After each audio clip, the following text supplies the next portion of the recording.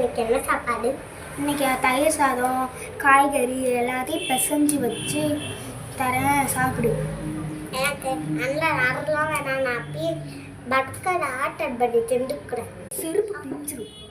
சரி, நீங்கள் செஞ்ச சாப்பாடையே நான் சாப்பிட்றேன்.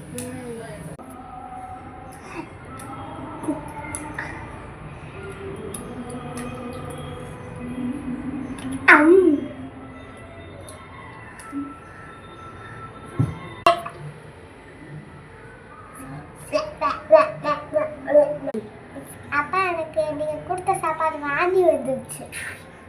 இன்னும் கொஞ்சம் வாங்காண்டி நான் செஞ்சு வச்சிருக்கேன்.